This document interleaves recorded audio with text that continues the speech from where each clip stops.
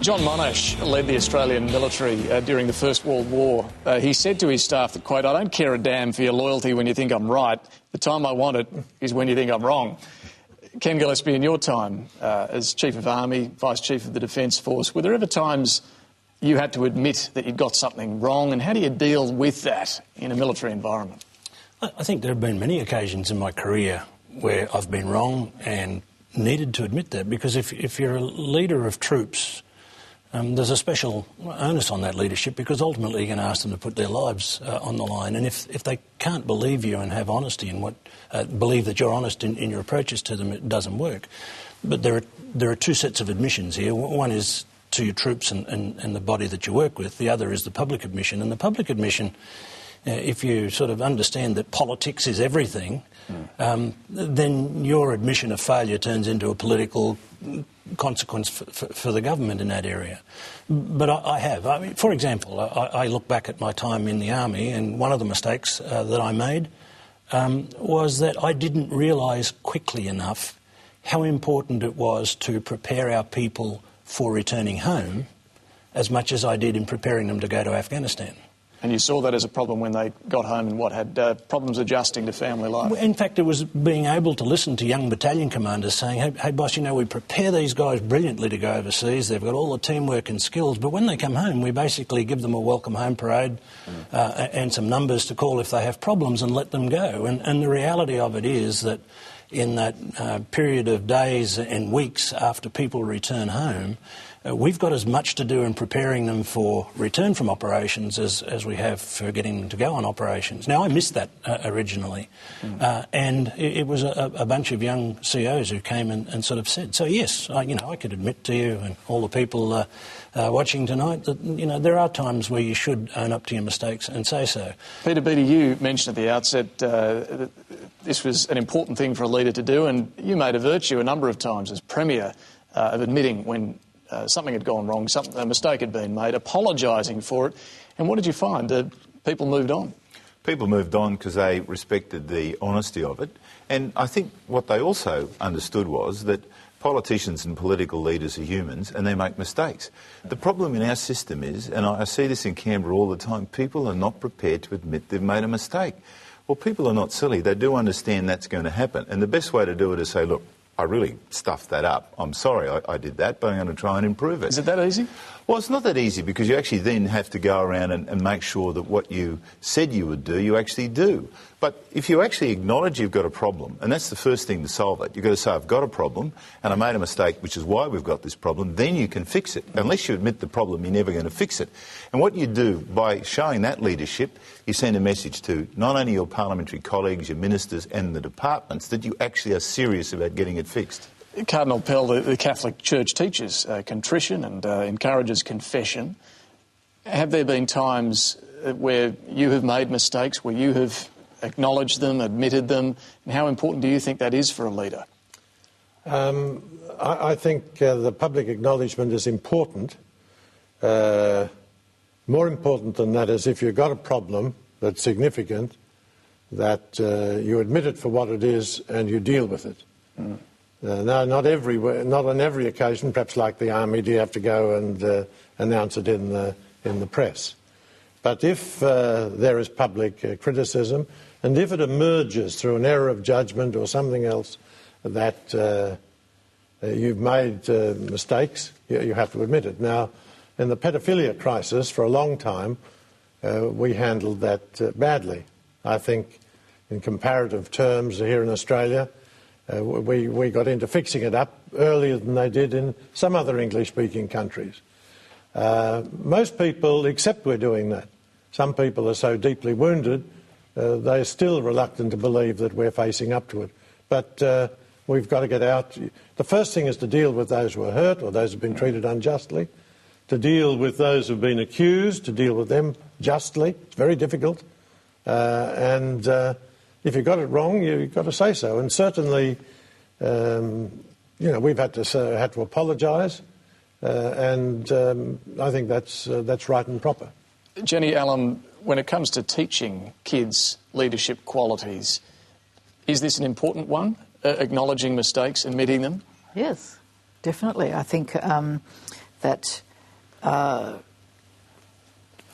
just as humans, that we do best when we say sorry and when we try to fix mistakes, to put in place reparations or, to try to show that you want to do better next time. And that's the way human relationships will be the best. And so as teachers, as leaders, we have to demonstrate that we do that too. Ian Chappell, what about on the sporting field? I mean, mistakes are obviously made from time to time. I picked the wrong bloke for the wrong role. Do you have to admit that, and how difficult is that? Well, I mean, I learned a lot about captaincy from my mistakes. You know, when I was told by my fellow players, "You're a bloody idiot, what are you doing here?" And I mean, that's one way I learned about captaincy. But, I mean, as a captain, you make a decision because you think it's the right one at the time. And then if 5, 6 overs down the track you think this is going wrong, well, you better rectify it pretty quickly. But, I mean, you don't have to go and apologise at every press conference for that, because, I mean, everybody thinks that they're a better captain. Everybody in the public thinks that they're a better captain than the guy who's doing the job anyhow. So you'd be apologising at every, at the drinks break, at the lunch break, at the tea break. So, you've just got to show your teammates that... I mean, I always worked on the basis that 11 heads are better than one. You never know where your next good idea is going to come from. And, I got that lesson, fortunately, in one of my very early tests from a guy who was making his debut in that game. And as I say, I learned a hell of a lot about captaincy from some of the mistakes I made. Katie Lay, what about in the corporate world? Admitting mistakes can carry not just personal humiliation, but financial difficulty for a company as well. It's a high-stakes decision, isn't it, to openly admit when you've stuffed something up? But look, you can end up as a CEO managing a failing business. And if you are, then you better to come clean quickly, be out there. You've got a responsibility not just to your team, but to your shareholders, your suppliers, your stakeholders. And it's much better if you're able to be upfront about that, to explain the situation and to let that business fail with dignity. Not all businesses are going to be growing like Topsy. We're going to have businesses that fail, and we've got to manage those. And often that's the more complex task than managing a business that's thriving. Richo, Peter Beattie is something of an exception, though, in the political world, isn't he? I mean, at the federal level, we don't see too many admissions of mistakes. No, you don't, and you won't. I found over the years, I think we got Hawke to say sorry once or twice. It was very difficult. I think he used the word regret rather than sorry. I don't think Paul Keating ever said he was sorry. They simply don't believe it's a good idea. I mean, way back in, was it New York City, Mayor Lindsay did it once and said, well, I've stuffed all that up. I'm going to fix it up, and he got re-elected. But he's about the only one who did it successfully. Do you think it would help? Look, Julia Gillard, for example, to say, I've got that wrong? My father was a union secretary, and he told me when I was a boy, a young lad, that when you're wrong, everyone will know you're wrong. So get out and get out quick. And I think that advice is pretty right. You always say if you mucked it up, you've got to fix it up. And I think they'd be much better off doing it, much better off. But you can't convince them. I've been trying for the last 3 decades, mate. It doesn't work. Chris Riley, you deal with a lot of kids who've no doubt made mistakes, who are coming from dark places. You're trying to get them back on track. How important is it for them individually to acknowledge and admit mistakes that they have made? Yeah, I don't think that's the starting point when we're working with kids. We're looking at strength-based. It's really important for me to acknowledge I've made mistakes, and some of the best relationships I actually have are with kids that I've actually had to say sorry to. I remember a kid storming out of my class one day. I chased him and said, "Don't you ever storm out of my class again." And he said to me, "If you were living, you wouldn't survive 5 minutes living inside my head with the pain that I'm enduring as a schizophrenic." And I said, "You're right, and I'm really sorry." He walked off for 5 minutes, came back into the class and continued, and that relationship has been going now for a long time. So we need to acknowledge, and you get the best results when you say, "Yeah, I really stuffed that up, I misjudged, I did the wrong thing." Someone said to me, wrote to me, saying, "I love what you do, but why don't you get your kids to fall down on their knees and ask for forgiveness?" And I wrote back saying, show me the parents of those kids and I'll get them to fall down on their knees and say, I want forgiveness, but don't make these kids the problem. These are abused, hurt kids. We've got to deal with that rather than blame them and make them the victim. Neil Flett, I guess in the corporate world, the toughest test of leadership is how to deal with a crisis. Now, often that has to do with a scandal that may have happened, a mistake that may have been made. What's your advice then to corporate leaders about what to do in that situation? I think the critical factor is the questions that you ask of the others around you. And in those situations when it is a crisis, when there is a hot issue, it tends to be that you're operating in a lack of information and people are making assumptions everywhere around you. So I think a strong leader will pause and ask and ask and ask and ask until there's enough information on which to base a sound judgment. Of course, we all make mistakes, but I want to explore where the line should be drawn on a leader's private life, personal mistakes that they make. And Ian Chappell, in the sporting world, it's often the stuff that happens off the field that gets young sports stars into trouble and can bring their game, their code into disrepute as well. But is that fair game? Should these young sporting heroes be judged on what they do off the field? I have a bit of a problem with the role model. You know, everybody's saying sportsmen are role model. Not so much that statement, but it appears to me that it's sporting people who are put up on that pedestal. I'd be much happier with sporting people being put up on that pedestal if everyone else was as well, particularly politicians who, you know, I mean, they should be, I'd like them to be role models as well. And the other problem I have is with some of the people who are making the accusations, because I'd like to see them put the same rule of thumb to what they do and the way they live their life and see how they would come up against that. So those are the problems I have with it. I don't so much have a problem with sporting people being looked upon as role models, because you know that that's going to happen anyhow. But I'd like to see other people, i.e. politicians and other leaders, business leaders, who were held to the same standard. Politicians do face a lot of scrutiny over their private lives. If they are involved in an indiscretion, that's can be very damaging to their career. But not just that, their own personal lives are made an issue as well. Often criticism of Julia Gillard, given the fact that she's not married, that she's an atheist and doesn't have kids. George Pell, should that be fair game? Is that an issue, or should all that private personal stuff, when it comes to a leader, be ignored? Well, there are leaders and leaders. I mean, I think if I was an atheist, it would be entirely appropriate for it to be pointed out that it's incongruous with what with You're what wanting you're to doing. make a confession tonight. No, I'm a believer. No, I think those factors have got. I'm almost tempted to say very, very little. Mind you, I think it's an interesting commentary on Australian politics that such a person could become Prime Minister. Quite impossible in the United States. But I don't think those are relevant for the way we judge Julia Gillard. I think she's a person of integrity and a very pleasant person, and she should be judged just like everybody else on the success or failure of her policies. Doesn't matter that she's an atheist. I didn't say it doesn't matter, but it's not relevant to our judgment about her as a politician, because I judge that she's a person of basic integrity. She follows the truth as she sees it, and we judge her on that basis. Just finally on this issue, Harold Mitchell, do you agree with that where it's an example of hypocrisy, that should be fair game, but otherwise the personal lives of leaders should be off limits? Yeah, we were just chatting a little bit before with Richo that absolutely this is the wrong thing to do. I said before that if you're in public and the public life, the public own you, and that's absolutely, we cop it, we wear it. I've had it all the way through my life, but to go after family, the media is absolutely wrong, and that's a bad thing that has occurred. Speaking of that, Peter Beattie, the Queensland Labor campaign went after the family of Campbell Newman in many ways. Was that inappropriate?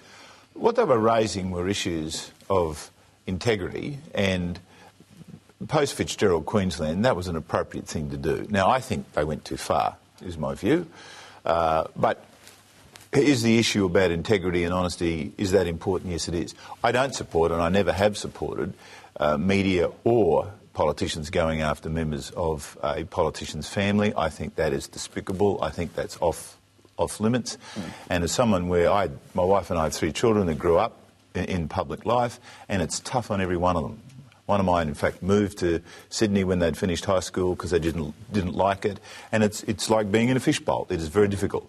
And I think there needs to be some respect and bounds for wives and children. The politicians themselves, fair game. I mean, I agree with Mr Mitchell about that. Fair game. If you're in the game, you've got to accept that. But not family and not children. Senator Christine Milne, do you think we do have a good balance at the moment in terms of media coverage of the personal private lives of politicians, sports stars and others, or do you think the Australian media is particularly bad? No, I don't think the Australian media is particularly bad. We have a celebrity type of culture which has crept into politics, and so people want to know more about those kinds of aspects of people's lives rather than their policies many times. But the other thing is that politicians will also often use their families to get out there and present themselves and then criticise the media when they then turn the spotlight on it. So you have to make a decision here about how you are going to engage. So if you're going to say, try to present yourself as this is me, the family person, and here is the family, and use that as part of the political persona, then you're inviting that kind of response from the media. But having said that, the other thing that really puts people off standing for politics, and this is really about leadership in this country too, people say, look, I'm not prepared to do it because the media has a gotcha culture, that you make one mistake or someone in the family makes one mistake and you're fearful that there is going to be this gotcha moment which, as Peter said a moment ago, gets replayed and replayed and replayed. There is no sort of basic respect in the broader community about people who want to say that they've got something wrong and change their mind. And also in relation to family matters, there seems to be a lack of judgment about where you draw the line and give people the privacy they need to deal with family crises. Warren Mundine, do you agree with that?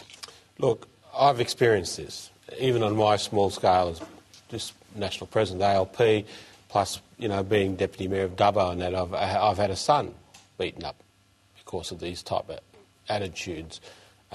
Look, I'm a great believer that, the same as Mr Mitchell said, if you're in the public life, you've got to have the thick skin, you've got to be tough, you've got to deal with these issues and that. When you have a strong opinion, which I do have in a lot of areas, and I like to get my opinion out there, it has affected my family life. It has affected my kids and it has affected my nieces and nephews and that across the board. So I'm very much anti dragging families into these situations and attacking families unfairly. But you felt as a leader constrained to say things because of the expected... I did think twice about saying things. What in particular?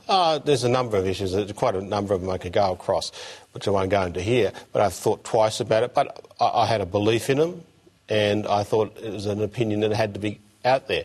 What it did do for me in the family life is I had to spend a lot more time working with my kids and working with my nieces and nephews and cousins and that. And it was a very hostile environment, and some of the stuff that was done to my family, threats and so on, was quite amazing. So I don't, I just find it very distasteful. I've never ever believed in talking about other people's families and having a shot about other people's families. It's just about the person and their politics and their ideas. That's what I want to talk about. Well, Harold Mitchell, again, you did talk earlier about the need for leaders to inspire. How do we get to this position where they're not afraid of throwing an idea out there, of making a mistake? How do we get beyond this gotcha culture? I think probably as an example here of just everyone that you've got on this panel, that they are leaders. If you're a leader, you know that. You just know the next thing that you have to do. It just emerges. I don't know, we were talking before about can you learn it or if you got it, or something like that. If you are a leader and you've got it and you know, like I started a business from absolutely nothing, and I remember that it was in 1978 I decided I wanted to have the biggest and best advertising business in Australia. Didn't have that for 20 years, I can tell you that. But that was the inspiration of a lot of wonderful people that joined behind me. I decided that's what it had to be. I had the courage to stay with it. It wasn't always easy. Everyone tried to knock us off. But if I hadn't been able to do that, to say, here's the position we want to be, I wouldn't have had the people to get around me. I got some of the best people, which I heard a little commentary earlier, that you're as good as, someone once said, you're as good as all of the people around you. And in fact, that's what happened to me. They believed in what I said because it turned out to be the right thing to do. And every time I've ever made a change, it was like that. In 2000, I started a digital business. It was one of the first in the world. I thought the new digital world would be the next new thing, and people followed me. Google was 1 year old. Rupert Murdoch said it wouldn't work. And so that was the leadership position. It wasn't easy for a while because of the dot-com boom, but as it turned out, it's been the greatest change probably in history of the media, the whole new digital world. And so that's what leadership is. All right, well, you mentioned this question of can leadership be taught, can it be learnt, or do you just have it? We'll ask Jenny Allen about that. Stay with us after the break.